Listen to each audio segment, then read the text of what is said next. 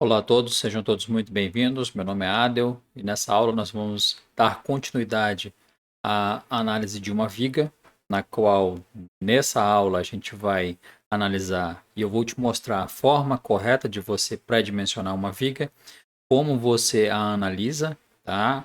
Na aula passada a gente viu que você dimensionar ou analisar a viga biapoiada não é um método adequado, porque você tem um momento fletor no meio do vão muito alto, e essa não é a realidade da estrutura. A gente vai ver aqui que a gente vai lançar um pórtico, e aí sim a gente vai encontrar barras ideais, preservando a segurança da estrutura, preservando a economia também e dimensionando da melhor forma.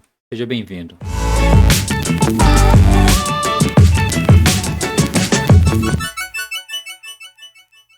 Bom, então eu vou deixar para você um roteiro, tá? No qual você pode seguir passo a passo de como fazer essa análise. E a gente vai começar aqui analisando aquela mesma viga, só que concebendo-a de forma correta, da forma ideal, tá? Então eu mantive as dimensões 50 por 14, o estribo, iniciei o pré-dimensionamento com uma barra de 20, a gente vai achar uma barra menor, mas não tem problema. Isso aqui é apenas para que eu encontre a minha altura útil da seção, tá?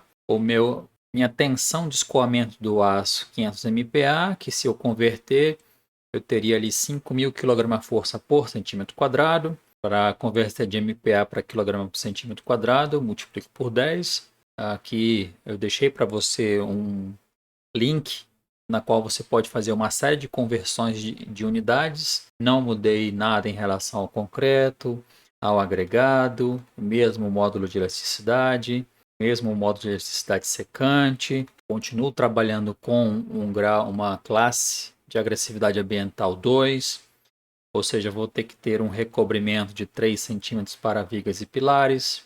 Os coeficientes são os mesmos, o gama F, ponderação das ações 1.4, gama C e gama S, ponderação das resistências dos materiais 1.4 para o concreto, 1.15 para o aço. Faço as considerações aqui e encontro meu FYD, eu vou usar na fórmula, meu FCK que dá origem ao meu FCD, que dá origem àquele sigma CD, né, que a gente viu nas aulas iniciais. Aqui eu fiz uma consideração utilizando também o peso próprio da viga, tá? Então eu acrescentei aqui o peso próprio da viga para que a gente faça uma análise bem minuciosa, tá? Então a minha carga Q total vai ser a carga que eu adicionei sobre essa minha viga, ela pode ter vindo de lajes ou de alvenaria sobre a viga, e o peso próprio da viga com aquelas dimensões, 50 por 14, tá? Então eu encontrei esse carregamento aqui, tá? A partir desse carregamento, eu vou encontrar um momento fletor característico e um momento fletor de cálculo, tá? Veja lá, ó, isso aqui eu joguei no F2, claro, e aí eu encontrei esses valores aqui. Ó. No apoio, 17,3 kN vezes metro. E no meio do vão, veja que daquele 51 foi para 33. Aqui já está mais próximo da realidade da estrutura, tá?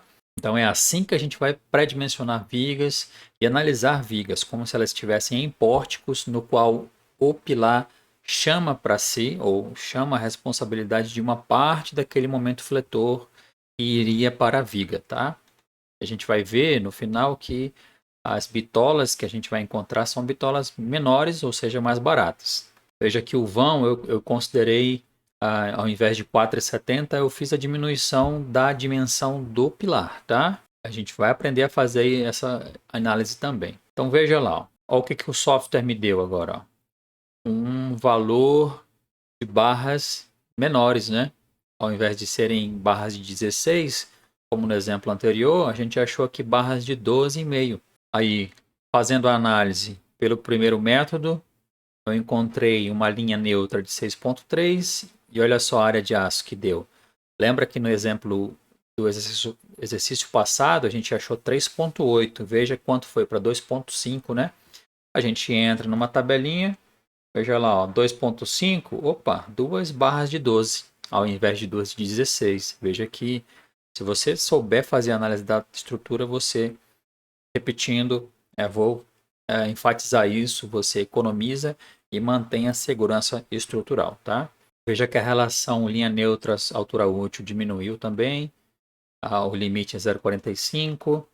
Se eu utilizar o outro método, no qual eu utilizo uma tabela, vai dar o mesmo valor, bem aproximado. Veja que o KC, eu utilizo a largura da viga, a altura útil ao quadrado e momento de cálculo, acho um KC de 6,2. Entro na tabela, estou utilizando um aço C25, um concreto C25, ou seja, 25 MPa. Eu vou encontrar aí 6,2. Então tá aqui, ó, 6,2. Veja aqui 0,14. No método 1 a gente calculou, tá certo? Eu venho aqui 0,024 para um CA50. Então tá aqui, 0,024. A relação linha neutra está aqui. Veja lá, ó. No método 2, eu encontrei uma área de aço de 2,45, que é praticamente igual ao método 1. Lembrando, você escolhe o que mais te agrada para você fazer esse pré-dimensionamento, tá? E veja o que aconteceu aqui, ó. A linha vermelha é a área de aço necessária, de acordo com o software, tá? De acordo com o CPCAD que eu utilizo aqui nas aulas. E nós utilizamos uma área de aço um pouquinho maior. Claro que você vai ter sempre que cobrir, né, de verde a área de aço necessária. Então, se essa linha vermelha estivesse abaixo da linha verde, então eu estaria subdimensionando, né? Então veja que eu diminui o espaço aqui, ó, de segurança, tá? Ou seja, eu não estou superdimensionando essa estrutura, eu estou sim preocupado com as questões financeiras, ou seja, eu vou economizar, eu vou dimensionar corretamente a estrutura, mantendo a economia. Pessoal, se você gostou dessa aula, deixa aqui o seu joinha, deixa o seu curtir, deixa o seu comentário, faça sugestões, participe do canal, sugira novos vídeos, novos assuntos, novos conteúdos. Eu agradeço muito a tua presença. Você é super bem-vindo aqui no canal. Te desejo boa sorte, bons estudos e até a próxima aula.